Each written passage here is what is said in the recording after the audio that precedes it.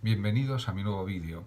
comentario de la regla 2 de las reglas para la dirección del espíritu o del ingenio o de la mente de René Descartes o Renato Descartes. Voy a comentar simplemente los dos primeros párrafos de esta regla, tal como la expone el propio Descartes en su obra.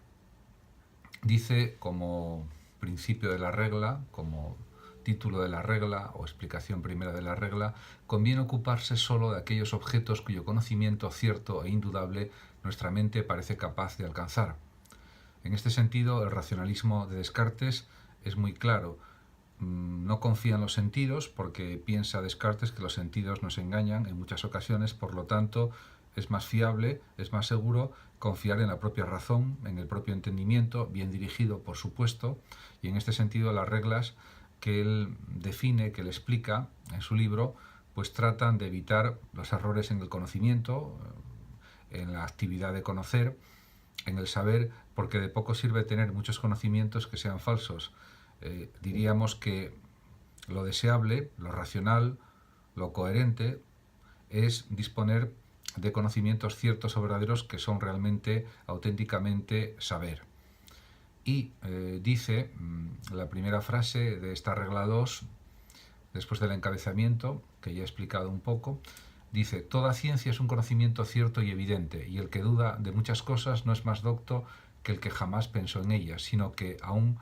me parece más indocto que éste si de alguna de ellas llegó a concebir falsa opinión, y por tanto es mejor no estudiar nunca que ocuparse acerca de objetos hasta tal punto difíciles que, no pudiendo distinguir los verdaderos de los falsos, nos veamos obligados a admitir los dudosos por ciertos, ya que en ellos no hay tanta esperanza de aumentar la doctrina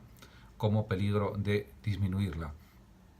En esta frase, que ciertamente es larga, de Descartes, realmente empieza planteando la afirmación de que toda ciencia es un conocimiento cierto y evidente. Es un conocimiento, si se quiere, lo que decía Platón, la división entre episteme y doxa. Episteme sería la ciencia, el conocimiento absolutamente verdadero, riguroso, profundo, etcétera, que no admite ninguna duda. El modelo clásico sería la matemática, la geometría, la aritmética, la lógica, etcétera. Y luego plantea los problemas de la duda, algo que significa que él, aunque había estudiado la escolástica en los jesuitas, en el colegio de la Fleche, y posteriormente también leyó mucha escolástica, Descartes, pues él mismo lo confiesa. Dice que a veces la escolástica, con tantas especulaciones, tantas dudas, tantas teorías diversas, tanta crítica de unas ideas y de otras, al final parece que todo son dudas, y eso no es realmente lo que él espera en el conocimiento. Él quiere llegar a certezas, a verdades, y no estar siempre en una actitud de suposición, de especulación, de conjetura, de inseguridad.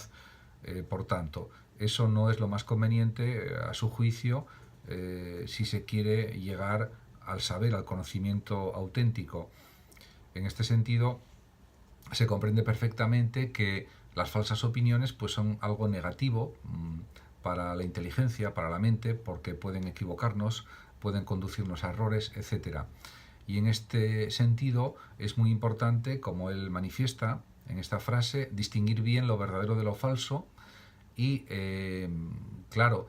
no es lo mejor pensar que lo dudoso puede ser cierto, sino uno de los criterios de certeza fundamentales es no admitir como cierto nada de lo que se tenga duda. Y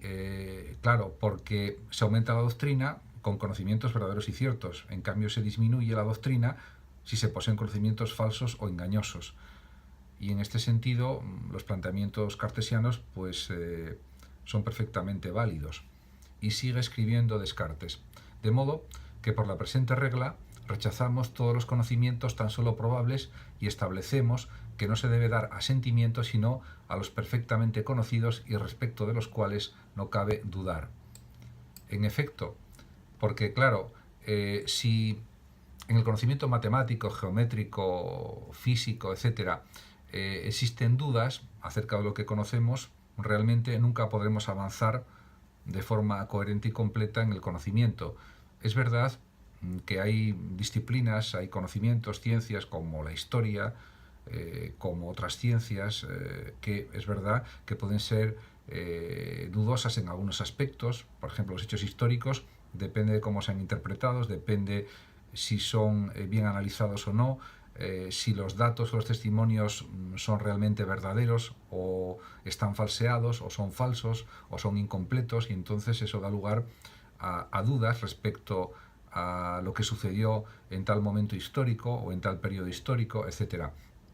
Y en este sentido, la probabilidad no es algo deseable en el conocimiento. Es cierto que hay ciencias, hay disciplinas, como por ejemplo la meteorología, en que las probabilidades de lluvia o de sol o de no lluvia, pues realmente son más o menos calculables, pero realmente en un conocimiento absolutamente preciso y riguroso, la probabilidad, según Descartes, no debe tener cabida. Y el prototipo de ciencia rigurosa para Descartes es sabido que es la matemática.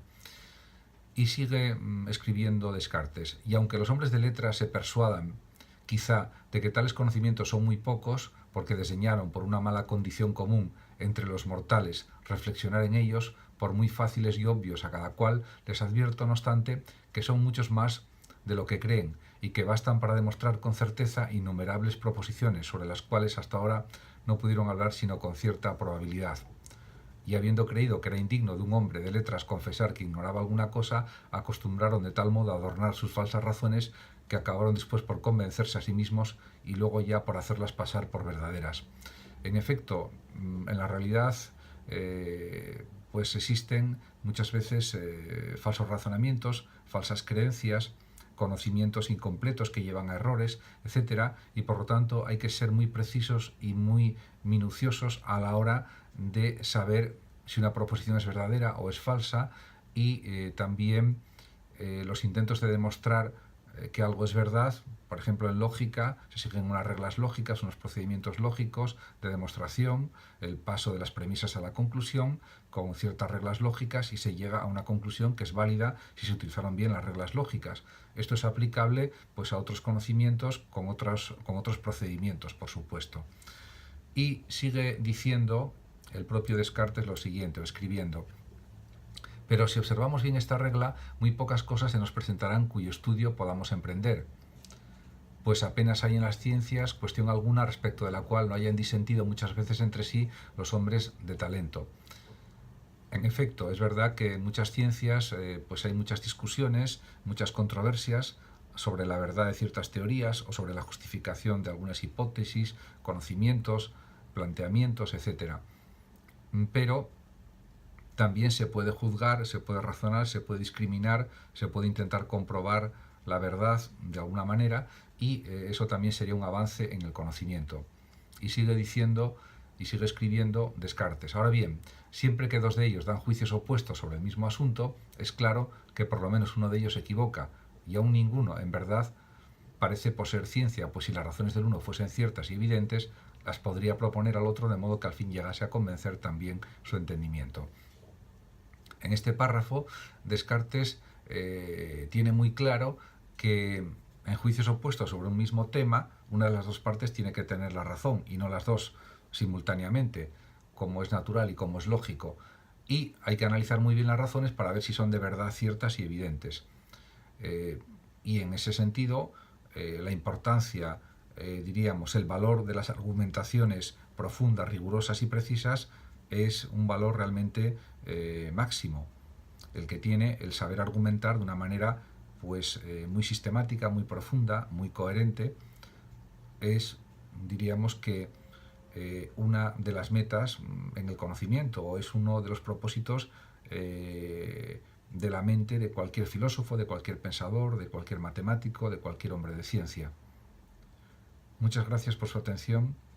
y hasta mi próximo vídeo.